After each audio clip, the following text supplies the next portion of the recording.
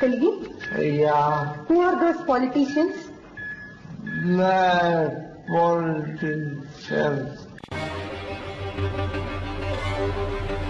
तो गाइस आज हम बात करेंगे एक ऐसे व्यक्ति के बारे में जो ट्रेन में खाने पीने का सामान बेचता था और कैसे एक लोअर क्लास इंसान बना इंडिया का सबसे बड़ा स्कैमर। मेरे को पैसे कमाने का कोई शौक नहीं है, क्योंकि पैसा कमाया नहीं बनाया जाता है।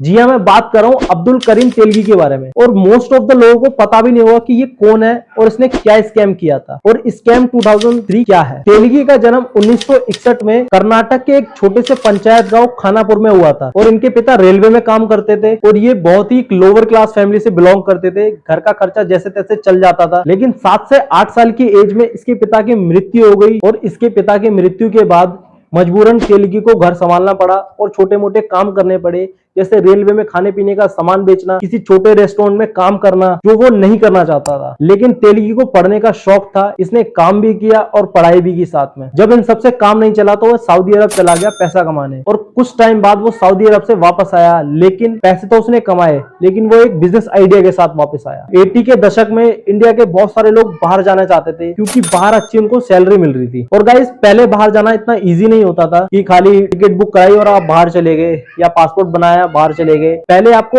एजेंट के थ्रू जाना पड़ता था कि एजेंट से आपको डॉक्यूमेंटेशन प्रूव कराने, सारे डॉक्यूमेंट्स बनवाने, तब आपको बाहर जाने दिया जाता था। और उसके लिए जो डॉक्यूमेंट्स बनते थे यही काम तेलगी करना चाहता था। और गाइस, भारत में लीगल डॉक्यूमेंट्स को प्रूव कराने के लिए स्टैम्प पेपर की जरूरत होती थी, जो आप देखेंगे एक 10 रुपए की स्टैम्प होती है या 100 रुपए की स्टैम्प होती है और 500 रुपए की स्टैम्प होती है। लेकिन ये वो लोग ही बेच सकते थे जो रजिस्टर्ड डीलर होते थे, क्योंकि कुछ ही लोगों को परमिशन होती थी बेचने की। और हम बात करेंगे कि स्टैम्प पेपर घोटाला हुआ कैसे। उन दिनों लीगल डॉक्यूमेंट के लिए स्टैम्प पेपर की किल्लत बहुत थी, मतलब बहुत कमी होती थी और इसी का फायदा तेलगी ने उठाया। इसको उसने अपॉर्चुनिटी समझा और नकली स्टैम्प हताश लोगों को, परेशान लोगों को सस्ते दामों में बेची। अब आप कहेंगे कि वह नकली स्टैम्प कैसे छाप सकता था, कैसे वो नकली स्टैम्प बना रहा था। इंडियन सिक्योरिटी प्रेस स्टैम्प छापते थे अपने प्रिंटर से, लेकिन जब ये प्रिंटर पुराना हो जाता था तो उसको डिसमेंटल करके ऑक्शन में बेच दिया जाता था और इसी का फायदा उठाया तेलगी ने। और तेलगी ने पहले ही इंडियन सिक्योरिटी प्रेस को पैसा खिलाकर वो मशीन अपने पास खरीद ली, अपनी कंपनी से खरीदवा ली और उसी के साथ स्टार्ट हुआ नकली स्टैम्प छापने का दौर। और वह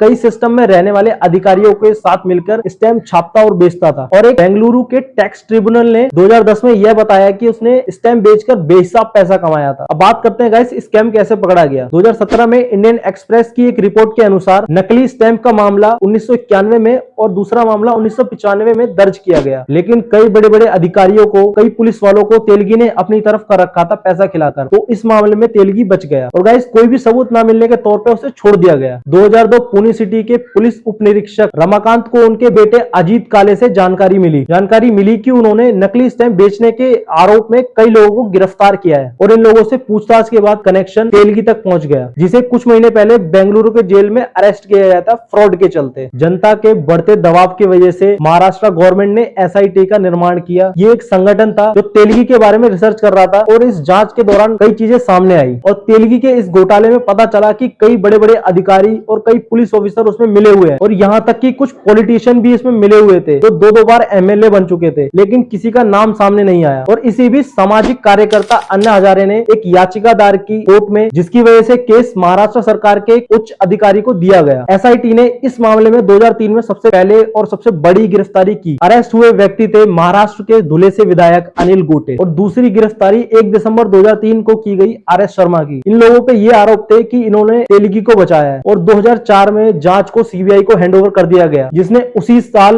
तेलगी के खिलाफ एक आरोप पत्र दायर किया। 2007 में तेलगी को इस घोटाले का दोषी ठहराया गया और उसको 30 साल की सजा और 202 करोड़ का जुर्माना हुआ। और कोर्ट ने इस मामले में 43 लोगों को और गिरफ्तार किया, जिसके कारण तेलगी ने अपना गुनाह कबूल करा। लेकिन मामला यहाँ खत्म नहीं हुआ। अरेस्ट होने के बाद भी तेलगी ने कई पुलिस अफसरों को खरीद रखा था, उनको रिश्वत खिला रखी थी। जेल में बंद होने के कारण भी उनको फोन प्रोवाइड किया गया और उसने फोन से ही अपना बिजनेस स्टार्ट रखा। लेकिन एक रिपोर्ट के अनुसार 2001 में पुलिस के अरेस्ट होने से बहुत पहले उन्हें एड्स हो चुका था और 2017 में मुंबई के एक हॉस्पिटल में ऑर्गन्स फेलियर के कारण उनकी मृत्यु हो गई। और गाइज, मेरे को ये किसी भी हद तक सच नहीं लगता है कि उनकी मृत्यु के और भी कारण हो सकते हैं। दैट्स इट गाइज, मिलते हैं अपनी नेक्स्ट वीडियो में, तब तक के लिए गुड बाय।